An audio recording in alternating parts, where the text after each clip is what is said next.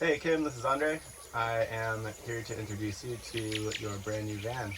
Let's do a walkthrough and talk about all the functionalities. All right, up first we have the bed. The van has a gigantic sink.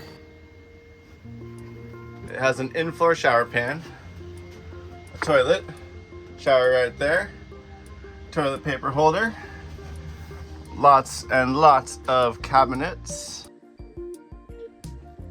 Here's your headliner shelf with room for all of your window covers. At the back, you have a large garage closet with Van Essentials L-track hooks. We also added a Van Essential back door pocket, stretchy compartment there, 2 more compartments down there. The windows open fully with both a blackout and a bug net. Let's close that. There's an air conditioner, 12 volt, the max fan, microwave, 12 volt fridge. This is a twin bed. You can sleep on it as is, and it will also pull out. So you have one latch right here, and then this pull tab over here. Push the latch, pull the bed out. That locks in place. Put it back in. It went out of frame, but you got to push that down. And then once it's open, pull your cushion this way. And these all fold out. Put it back.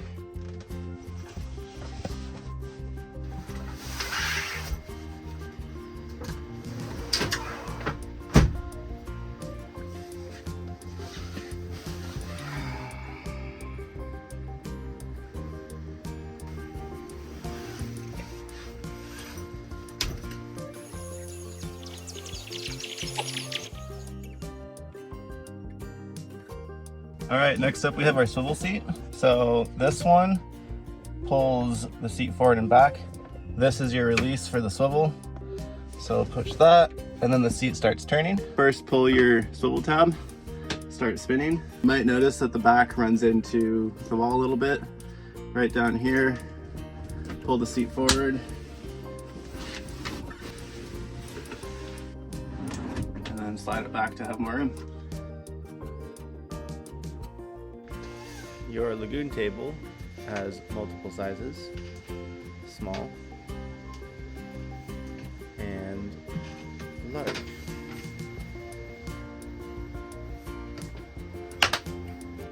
Your lagoon has this lever. Loosen it. Lift. Over here in your doorway we have what we call the shark plate. This holds the lagoon arm as well. So let's move that one over. Once you have your lagoon arm in place, there's one thing we want to check before you swivel out. See how that hits the corner. Let's take that off.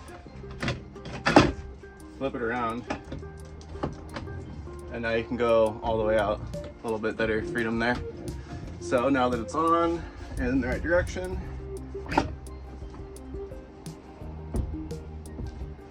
there's your outside table. All right, let's check out some lights.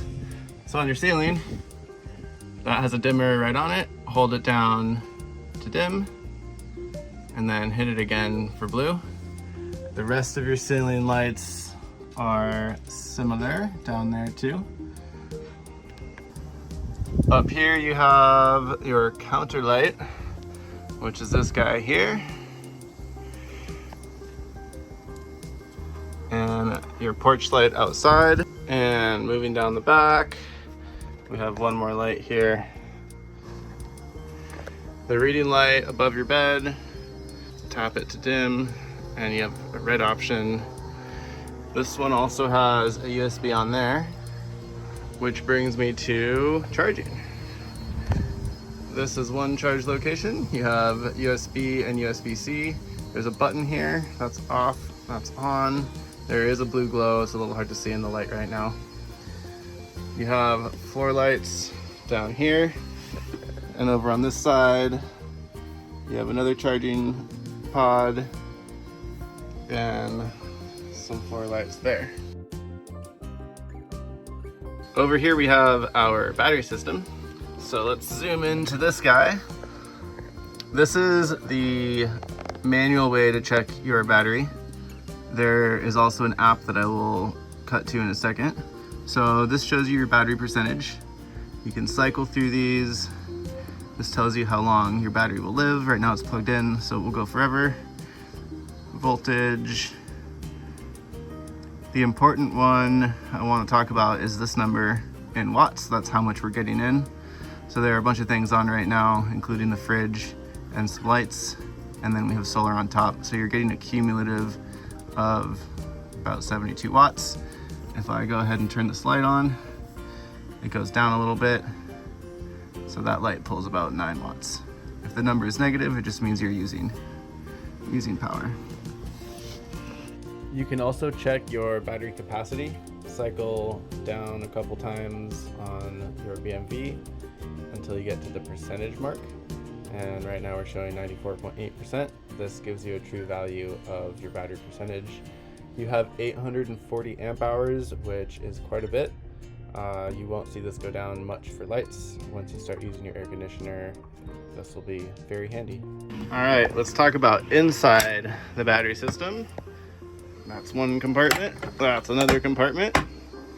So over here you have your traditional breakers for your 120 circuit. This module does DC charging, which means it charges off the alternator. It also charges solar, and it will pull whichever one is stronger. So usually when you turn your engine on, that's pulling more, it'll switch over. Otherwise, it does solar from your roof. This little guy does solar from your deployable panels. I'll talk about that a little bit later. This is your fuse panel. So everything's labeled, and inside, these are all blade fuses. If anything's not working, this is a great place to start. And all of those fuses are available at a local hardware store or auto parts store. This just turns on a light in here. This is your main cutoff switch. The main cutoff switch is good for when you put the van in storage. It always pulls a little bit of power just by existing, so when you cut that off, it turns everything off. These three, this goes to your fuse panel. This comes from the solar, and then this one comes in from the alternator. If anything's not charging, this is a really good place to start. Make sure that these are all closed. This is open. It's like turning a switch off. This is closed again, turning the switch back on. And then if your battery system does totally die, this will be blank and this will be totally blank. If you turn your alternator on, the van will not suddenly start charging. What you have to do is hold this jump switch down for about 5 seconds. And when you do that with the engine on, this will come back on, and then it will start charging itself from the alternator. If you don't hit the jump switch, the van will drive fine, but it will not charge this system. Your deployable solar panels are attached on the back door. You can pull them out and plug them in on the side of the van. The extension cable goes into the pocket on the bag. To plug in your shore power, use the NOCO 15 amp standard plug right here. So once your shore power is plugged in, you automatically have pass-through power and the batteries are charging. Pass-through power means that when you plug your induction stove in, for instance, you're actually not operating off the batteries, you're operating off of the shore power. So you can pull inverter plus more if you wanted to pull a whole lot of power. You generally don't need to, but you have that functionality. And then on your inverter settings, you have on, off, and then you also have charge only, and you have invert only. You usually won't need to use these, but just so you know what they are, if you have it on charger only, the battery will be charging off of shore power, but you will not have power for your stove or your microwave. And then inversely, if you choose invert only and your van is plugged in, you won't be charging, but you will be able to use your inverter and all the appliances plugged in.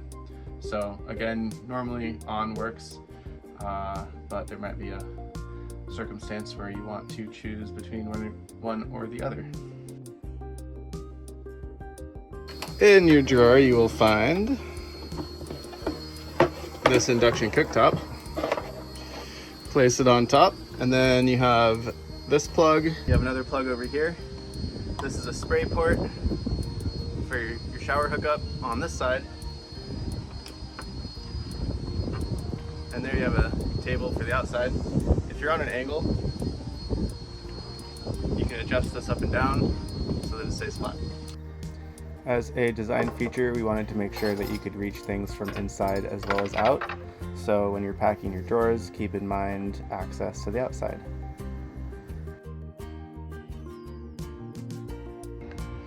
All right, now let's talk about your inverter. In order to get 120 volts for your plug for the induction cooktop, you need to have your inverter on. We leave it on most of the time because it uses such a small amount, but it is more efficient to turn it off. So if your van will be sitting for a while, you can turn it off. To do that, go into the Victron Connect app. First, pull out your phone and go to your app store. Look for the Victron Connect app and go ahead and download it. Once you're open, you want to look for the Kim Smart dongle. That goes to your inverter. Go to the settings in the corner, select the mode menu, and then you can change from on to charger only, inverter only, or off. Off will use no power, on will use a little bit.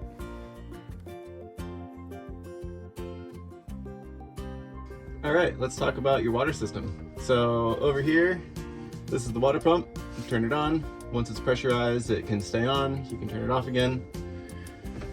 When it's on, open your faucet, just like that. To fill your water, use the garden hose adapter on the driver's side. And then for city water, which is pass through around the tank straight to the faucet, use the passenger side one. The idea behind city water is that you can use more water for longer without running through your tank. If you hooked a hose up to your tank and left it on, it would end up just overflowing, so you don't want to leave it on like that. But if you hook it up to the city water, you turn that water on, and then you just have constant pressure. So when you close your faucet or you turn the shower off, there's no water coming out, but you have pressure available, just like at your house. So for instance, a longer shower, if you have city water available, it can be quite convenient. For hot water, this is your on switch for the hot water. That tank is under here, and that pulls quite a bit of power, so it's better to leave it off if you don't want heat. Let's turn it back off. For the shower, this is your main shower hose. Here's your shower head. This is your mixer for the shower, hot and cold. This is off, this is on, and then you have an additional button here. When I press that, that turns it off. So once you have this set, you can turn your shower on from the head, which will be useful once you're inside your shower curtain. You also have one of these spray ports outside. We saw that a second ago. This heat setting will be the same for out there, so if you want a specific heat out there, make sure you set it here. This other switch over here is your shower drain pump. You'll hear it. When you shower, that helps move all of the gray water to the tank because it has a distance to travel. It also emulsifies, and so little particles will not clog. This is a good segue to go into your shower curtain. The curtain is up here. Grab your magnetic 6. This helps hold the shower curtain into the shower pan.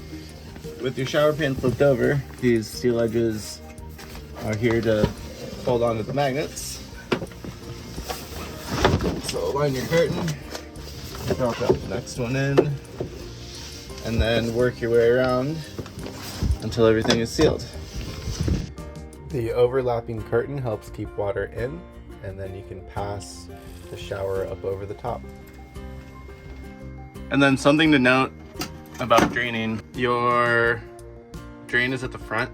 So if you're on a slight hill, make sure that the front side is down. Okay, you also have a privacy curtain if you just want to use the facilities.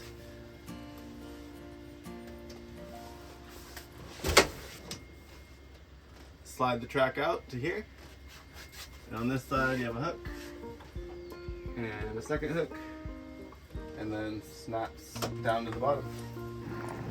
To empty your gray tank, you'll want to reach under the van to this valve. Open her up.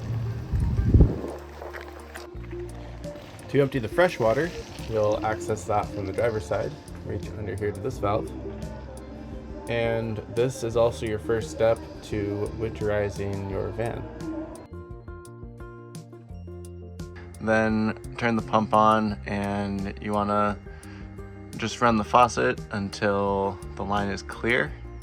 Once that's done, run your shower over here until it's clear, and then you'll run the shower on the front side until that's clear as well.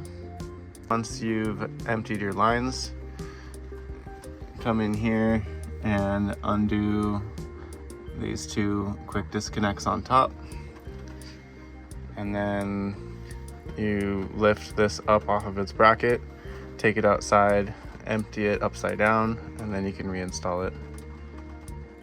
If you ever wanted to add a leg for a jerry can, there is room for a jerry can over here, and this is your water coming into the pump, so you can pull this off and reroute one coming from over here.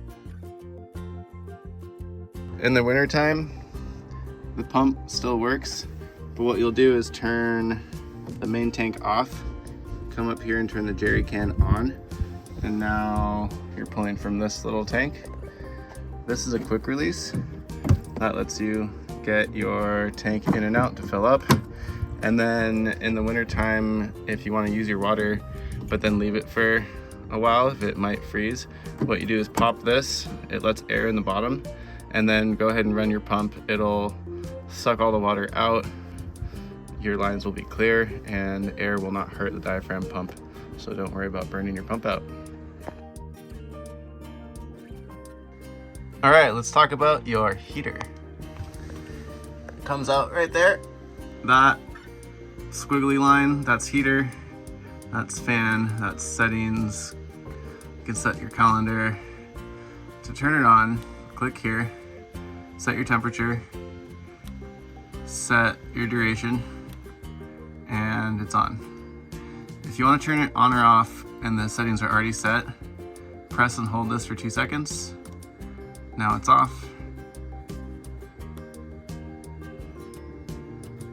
Now it's back on.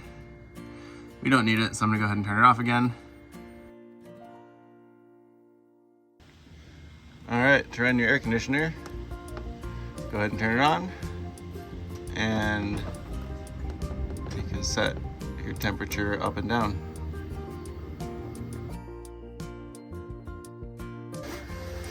A quick note about our ethos at the Van Life Collective. We strive to make everything easy to take apart, easy to fix, accessible.